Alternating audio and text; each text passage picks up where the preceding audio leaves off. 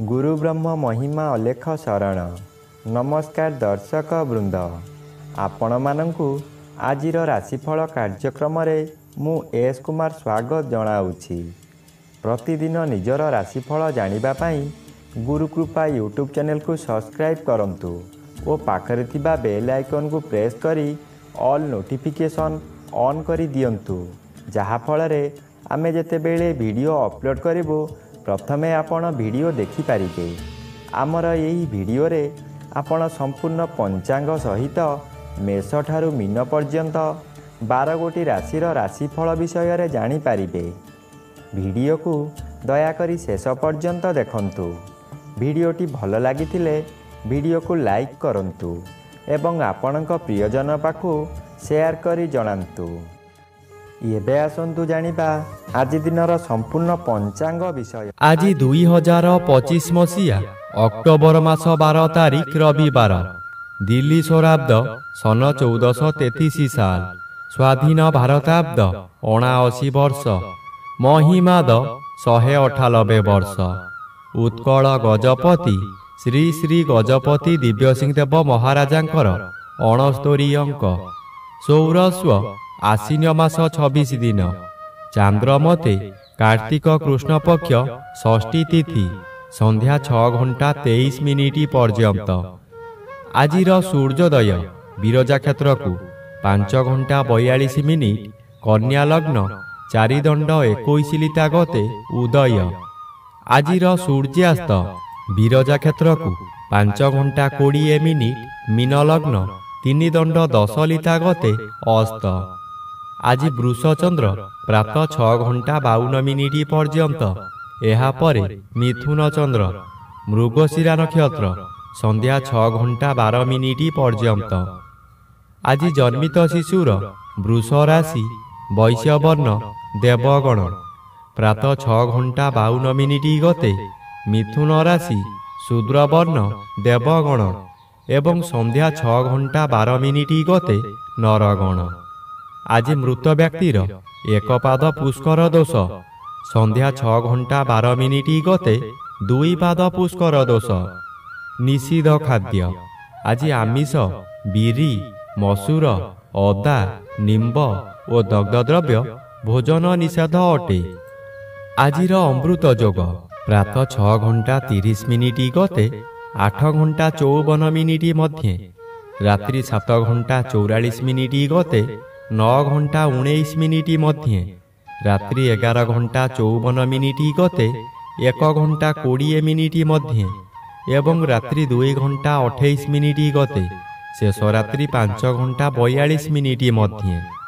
आजिर महेंद्र योग अपराह्न 4 घंटा 6 मिनिट गते 4 घंटा 54 मिनिट मध्य।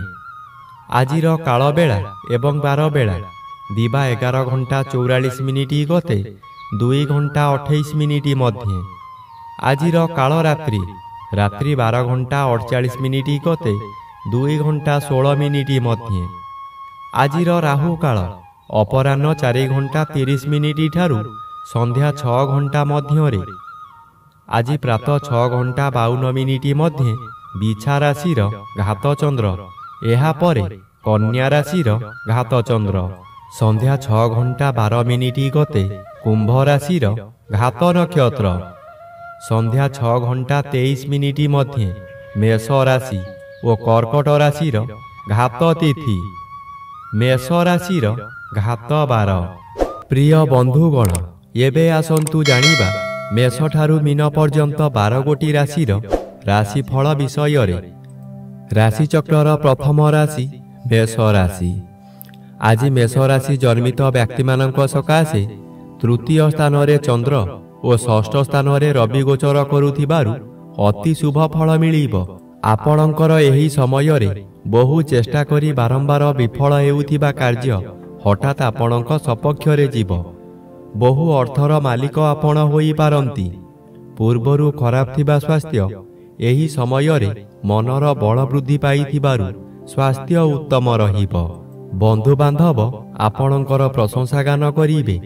ଉପରିସ୍ଥ ଅଫିସର ଆପଣଙ୍କ କାର୍ଯ୍ୟ ଦେଖି ପୁରସ୍କୃତ କରିପାରନ୍ତି। ଏବେ ଆସନ୍ତୁ ଜାଣିବା ରାଶିଚକ୍ରର ଦ୍ୱିତୀୟ ରାଶି ବୃଷ ରାଶି ବିଷୟରେ। ଆଜି ବୃଷ ରାଶି ଜନ୍ମିତ ବ୍ୟକ୍ତିମାନଙ୍କ ସକାଶେ ଦ୍ୱିତୀୟ ସ୍ଥାନରେ ଚନ୍ଦ୍ରଗୋଚର କରୁଛନ୍ତି। ଅଶୁଭ ଫଳ ପ୍ରଦାନ କରିବେ। ଆପଣ ବହୁ ସମାଲୋଚନାର ଶିକାର ହୋଇପାରନ୍ତି। ଆପଣ ଯେଉଁ କାର୍ଯ୍ୟ କରିବେ ତହିଁରେ ପ୍ରତ୍ୟେକ ବ୍ୟକ୍ତି ପ୍ରବଳ ବିରୋଧ କରିବେ। ଏହି ସମୟରେ ଆପଣଙ୍କର ନାସା କର୍ଣ୍ଣ ଚକ୍ଷୁ ଆଦିରେ ଆଘାତ ଲାଗିପାରେ। ସାମାନ୍ୟ କଥାରେ ଆପଣ ଉତ୍ତେଜିତ ହୋଇଯିବେ ଓ ନିଜ ଜିଦ୍ ରଖିବାକୁ ଯାଇ ବହୁତ ଅର୍ଥହାନି କରିବେ। ଏବେ ଆସନ୍ତୁ ଜାଣିବା ରାଶିଚକ୍ରର ତୃତୀୟ ରାଶି ମିଥୁନ ରାଶି ବିଷୟରେ। ଆଜି ମିଥୁନ ରାଶି ଜନ୍ମିତ ବ୍ୟକ୍ତିମାନଙ୍କ ସକାଶେ ଶ୍ରୀଚନ୍ଦ୍ର ଗୋଚର କରୁଛନ୍ତି। କିଛି ଶୁଭ ଫଳ ମିଳିବ। ଏହି ସମୟରେ ଗୃହରେ କିଛି ମାଙ୍ଗଳିକ କାର୍ଯ୍ୟ ହୋଇପାରେ। ଖୁବ୍ ଧୁମଧାମରେ ଆନନ୍ଦ ଉତ୍ସବ ପାଳିବେ। ନିଜ ପାଖରେ ଅର୍ଥ ଥାଉ କି ନଥାଉ ସ୍ୱାଦିଷ୍ଟ ଭୋଜନ କରି ନିଜେ ଭୋଜନ କରିବା ସହିତ ପରିବାର ଲୋକଙ୍କୁ ଖୁଆଇ ଆନନ୍ଦ ଅନୁଭବ କରିବେ। ଆଜି ଦିନରେ କଦାପି ନୂତନ ଗୃହ ଆରମ୍ଭ କରନ୍ତୁ ନାହିଁ। ଗୃହ ଆରମ୍ଭ କଲେ ତାହା ଅଧାରୁ ବନ୍ଦ ହୋଇପାରେ କିମ୍ବା କୌଣସି ଅଘଟଣ ଘଟିପାରେ। ଏବେ ଆସନ୍ତୁ ଜାଣିବା ରାଶିଚକ୍ରର ଚତୁର୍ଥ ରାଶି କର୍କଟ ରାଶି ବିଷୟରେ। ଆଜି କର୍କଟ ରାଶି ଜନ୍ମିତ ବ୍ୟକ୍ତିମାନଙ୍କ ସକାଶେ ଦ୍ୱାଦଶ ସ୍ଥାନରେ ଚନ୍ଦ୍ରଗୋଚର କରୁଛନ୍ତି। କୃଷ୍ଣପକ୍ଷ ହେତୁ ଶୁଭ ଫଳ ମିଳିବ। କୌଣସି ଦୂର ସ୍ଥାନକୁ ଯାତ୍ରା କରିବାର ଥିଲେ ନିର୍ଭୟରେ ଯାତ୍ରା କରନ୍ତୁ। ଫଳପ୍ରଦ ନିଶ୍ଚୟ ହେବ। ଆଜି ସମୟରେ ପ୍ରାୟତଃ ପଦଯାତ୍ରା ଆପଣଙ୍କ ପକ୍ଷେ ଶୁଭଙ୍କର ହେବ। ଆୟ ପରିମାଣରେ କିଛି ଉନ୍ନତି ଆସିବ। ବ୍ୟବସାୟରେ ସଂଯତ ରହିଲେ ଓ ମିଠା କଥାମାନ କହିଲେ ଭଲ ଆୟ ହେବା ସହିତ ଗରାଖ ସହିତ ଭବିଷ୍ୟତ ସକାଶେ ବ୍ୟବସାୟ ଭଲ ହେବ। ଏବେ ଆସନ୍ତୁ ଜାଣିବା ରାଶିଚକ୍ରର ପଞ୍ଚମ ରାଶି ସିଂହ ରାଶି ବିଷୟରେ। ଆଜି ସିଂହ ରାଶି ଜନ୍ମିତ ବ୍ୟକ୍ତିମାନଙ୍କ ସକାଶେ ଏକାଦଶ ଚନ୍ଦ୍ର ଅନ୍ୟ ଗ୍ରହ ଦ୍ୱାରା ବାଧା ପାଉଥିବାରୁ ଶୁଭ ଫଳ ବଦଳରେ ଅଶୁଭ ଫଳ ପ୍ରଦାନ କରିବେ। ଆପଣଙ୍କ ଆୟ କ୍ଷେତ୍ରରେ ପ୍ରତିବନ୍ଧକ ଆସିବ। ଯେଉଁ କାର୍ଯ୍ୟ କରି ଆପଣ ଭଲ ଦୁଇ ପଇସା ରୋଜଗାର କରୁଥିଲେ ସେହି କାର୍ଯ୍ୟ କରି ଆପଣଙ୍କୁ ବହୁ କ୍ଷତି ସହିବାକୁ ପଡ଼ିବ। ବନ୍ଧୁମାନେ ଆପଣଙ୍କୁ ବିରୋଧ କରିବେ। ପରିବାରରେ କେହି ସହଯୋଗ କରିବେ ନାହିଁ। ହତାଶ ହୋଇ ଦରିଦ୍ର ପଞ୍ଚାକ୍ଷର ମନ୍ତ୍ର ଜପ କରିବା ବ୍ୟତୀତ ଅନ୍ୟ ଉପାୟ ନାହିଁ। ଏବେ ଆସନ୍ତୁ ଜାଣିବା ରାଶିଚକ୍ରର ଷଷ୍ଠ ରାଶି କନ୍ୟା ରାଶି ବିଷୟରେ। ଆଜି କନ୍ୟା ରାଶି ଜନ୍ମିତ ବ୍ୟକ୍ତିମାନଙ୍କ ସକାଶେ ଜନ୍ମର ବି ବାଧାପ୍ରାପ୍ତ ଅଛନ୍ତି। ଅଶୁଭ ଫଳ କମ୍ ମିଳିବ କିନ୍ତୁ ଘାତଚନ୍ଦ୍ର ଭୋଗ ହେଉଛି। ଘାତଚନ୍ଦ୍ର ସର୍ବଦା ଅଶୁଭ କରାଇବ। ଘରେ ବାହାରେ ପ୍ରତ୍ୟେକ ସ୍ଥାନରେ ଆପଣ ଅପଦସ୍ଥ ହେବେ। ବହୁ ପରିମାଣର ବ୍ୟୟ ହେବ। ଶରୀର ଅସୁସ୍ଥ ହେବ। ମଥା ବିଚଳିତ ହେବା କାରଣରୁ ରାସ୍ତା ଦୁର୍ଘଟଣା ମଧ୍ୟ ହୋଇପାରେ।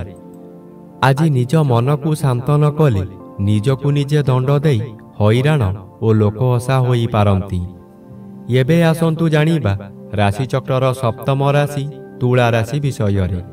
ଆଜି ତୁଳା ରାଶି ଜନ୍ମିତ ବ୍ୟକ୍ତିମାନଙ୍କ ସକାଶେ ନବମ ସ୍ଥାନରେ ଚନ୍ଦ୍ରଗୋଚର କରୁଛନ୍ତି। ଅଶୁଭ ଫଳ ପ୍ରଦାନ କରିବେ। ପିତୃପୀଡ଼ା ଓ ଗୁରୁଜନ ପୀଡ଼ା ଦେଖାଦେବ। ଯେଉଁଆଡ଼େ ଯିବେ ଆପଣଙ୍କୁ ଲୋକମାନେ ପରିହାସ କରିବେ। ଯେଉଁ ଲୋକ ଆପଣଙ୍କୁ ସମ୍ମାନ ଦେଉଥିଲେ ସେହି ଲୋକମାନେ ପରିହାସ କରିବେ। ଆପଣଙ୍କର ଦୋଷ ଦୁର୍ବଳତା ସବୁ ପଦାରେ ପଡ଼ିଯିବ। ଘୋର ଅପମାନରେ ଜର୍ଜରିତ ହୋଇ ମଥା ବିଚଳିତ ହୋଇଯିବ। ଏବେ ଆସନ୍ତୁ ଜାଣିବା ରାଶିଚକ୍ରର ଅଷ୍ଟମ ରାଶି ବିଛା ରାଶି ବିଷୟରେ। ଆଜି ବିଛା ରାଶି ଜନ୍ମିତ ବ୍ୟକ୍ତିମାନଙ୍କ ସକାଶେ ଅଷ୍ଟମ ସ୍ଥାନରେ ଚନ୍ଦ୍ରଗୋଚର କରୁଥିବାରୁ ଅତି ଅଶୁଭ ଫଳ ପ୍ରଦାନ କରିବେ। ଏହି ସମୟରେ ଆପଣ ଯେଉଁ ସ୍ଥାନକୁ ଯିବେ ସେଠାରେ କଳହ ହେବ। ବିଭିନ୍ନ ପ୍ରକାର କ୍ଷତି ହୋଇ ଆପଣଙ୍କ ମଥା ବିଚଳିତ ହୋଇଯିବ। ରାସ୍ତାରେ ଯିବା ସମୟରେ ଆପଣ ଅନ୍ୟମନସ୍କ ହୋଇପାରନ୍ତି। ସାବଧାନ ନ ରହିଲେ ଯାନବାହନ ଦୁର୍ଘଟଣାକୁ ଏଡ଼ାଇ ଦେଇ ହେବ ନାହିଁ। ଏହି ସମୟରେ ଆପଣଙ୍କୁ ଗରମ ଜ୍ୱର ମଧ୍ୟ ହୋଇପାରେ। ଏବେ ଆସନ୍ତୁ ଜାଣିବା ରାଶିଚକ୍ରର ନବମ ରାଶି ଧନୁରାଶି ବିଷୟରେ। ଆଜି ଧନୁରାଶି ଜନ୍ମିତ ବ୍ୟକ୍ତିମାନଙ୍କ ସକାଶେ ସପ୍ତମ ସ୍ଥାନରେ ଚନ୍ଦ୍ର ଓ ଦଶମ ସ୍ଥାନରେ ରବି ଗୋଚର କରୁଥିବାରୁ ଆପଣଙ୍କର ପ୍ରତ୍ୟେକ ଦିଗରୁ ଶୁଭ ଫଳ ମିଳିବ। ଏହି ସମୟରେ ଚାକିରି ନ ପାଉଥିବା ବ୍ୟକ୍ତି ଚାକିରି ପାଇପାରନ୍ତି। ଚାକିରି କରୁଥିବା ବ୍ୟକ୍ତିମାନଙ୍କର ପଦୋନ୍ନତି ହୋଇପାରେ। ବ୍ୟବସାୟ କରୁଥିବା ବ୍ୟକ୍ତି ଅଧିକ ବ୍ୟବସାୟକୁ ବୃଦ୍ଧି କରିପାରନ୍ତି। ଉତ୍ତମ ରୂପେ ବ୍ୟବସାୟ ଚାଲିବ। ଆଶାଠାରୁ ଅଧିକ ଲାଭ କରିବେ। ପରିବାରକୁ ନୂତନ ବନ୍ଧୁ ଆସିପାରନ୍ତି। ଏବେ ଆସନ୍ତୁ ଜାଣିବା ରାଶିଚକ୍ରର ଦଶମ ରାଶି ମକର ରାଶି ବିଷୟରେ। ଆଜି ମକର ରାଶି ଜନ୍ମିତ ବ୍ୟକ୍ତିମାନଙ୍କ ସକାଶେ ଷଷ୍ଠ ସ୍ଥାନରେ ଚନ୍ଦ୍ର ଗୋଚର କରୁଛନ୍ତି। ଶୁଭ ଫଳ ମିଳିବ। ଆପଣଙ୍କ ପରିବାର ମଧ୍ୟରେ ହସ ଖୁସିର ଉତ୍ତମ ବାତାବରଣ ଖେଳିଯିବ। ବିଗତ ଦିନମାନଙ୍କରେ ଆପଣ ପ୍ରତ୍ୟେକ କାର୍ଯ୍ୟରେ ଫେଲ୍ ମାରିଥିଲେ। ଏବେ ଯେଉଁ କାର୍ଯ୍ୟ କରିବାକୁ ଆଗ୍ରହ ପ୍ରକାଶ କରିବେ ତହିଁରେ ସଫଳତା ନିଶ୍ଚୟ ମିଳିବ। ଷଷ୍ଠ ଚନ୍ଦ୍ର ଆର୍ଥିକ ଦୃଷ୍ଟିରେ ଉନ୍ନତି ଆଣେ। ଆପଣ ଯେଉଁ ବ୍ୟବସାୟ କରୁଛନ୍ତି ତହିଁରେ ଆଶାଠାରୁ ଅଧିକ ଆୟ କରିବେ। ଏବେ ଆସନ୍ତୁ ଜାଣିବା ରାଶିଚକ୍ରର ଏକାଦଶ ରାଶି କୁମ୍ଭ ରାଶି ବିଷୟରେ।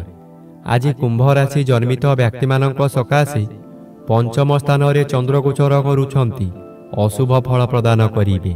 ହଠାତ୍ ସ୍ୱାସ୍ଥ୍ୟ ହାନି ହେବ। କୌଣସି ଗୋଟାଏ କାମ କରିବାର ସମୟ ନିର୍ଦ୍ଧାରିତ ହୋଇସାରିଥିବ, କିନ୍ତୁ ଆପଣଙ୍କ ଶରୀର ଅସୁସ୍ଥ ହେବା କାରଣରୁ ଆପଣ କଥା ଦେଇ କଥା ରଖିପାରିବେ ନାହିଁ। ମନରେ ଦୁଃଖ ଯନ୍ତ୍ରଣା ଭୋଗିବେ। ମନରେ ଦୁଶ୍ଚିନ୍ତା ବଢ଼ିଯିବାରୁ ରୋଗ ମାଡ଼ି ବସିବ। ବହୁ କଷ୍ଟ ଭୋଗିବେ। ଏହି ସମୟରେ କେଉଁଠାରୁ ବଡ଼ ଦୁଃଖ ଖବର ପାଇ ବୋଝ ଉପରେ ଲଳିତା ବିଡ଼ା ସଦୃଶ୍ୟ ହେବ। ଏବେ ଆସନ୍ତୁ ଜାଣିବା ରାଶିଚକ୍ରର ଦ୍ୱାଦଶ ବା ଶେଷ ରାଶି ମୀନ ରାଶି ବିଷୟରେ। ଆଜି ମୀନ ରାଶି ଜନ୍ମିତ ବ୍ୟକ୍ତିମାନଙ୍କ ସକାଶେ ଚତୁର୍ଥ ସ୍ଥାନରେ ଚନ୍ଦ୍ର ଗୋଚର କରୁଛନ୍ତି। କୃଷ୍ଣପକ୍ଷ ହେତୁ ଆଜି ବେଶୀ ବିଚଳିତ ଲାଗିବ ନାହିଁ। ଧୈର୍ଯ୍ୟର ସହିତ ଆଗକୁ ଆଗକୁ ମାଡ଼ିଯିବେ। ଅର୍ଥ ଆସିବାର ବାଟ ଫିଟିଯିବ, କିନ୍ତୁ ତତ୍କ୍ଷଣାତ୍ ମିଳିବ ନାହିଁ। ଚାକିରି କରୁଥିବା ବ୍ୟକ୍ତିମାନେ ଶୁଭ ଖବର ପାଇ ଆନନ୍ଦିତ ହେବେ। ଚତୁର୍ଥ ସ୍ଥାନ ବିଦ୍ୟାସ୍ଥାନ ଓ ମାତୃସ୍ଥାନ ହୋଇଥିବାରୁ ମାତୃ ସହିତ କିଛି କଥା କଟାକଟି ହୋଇପାରେ। ଆଜି ବିଦ୍ୟାର୍ଥୀମାନେ ବିଦ୍ୟାରେ ଉନ୍ନତି କରିବେ।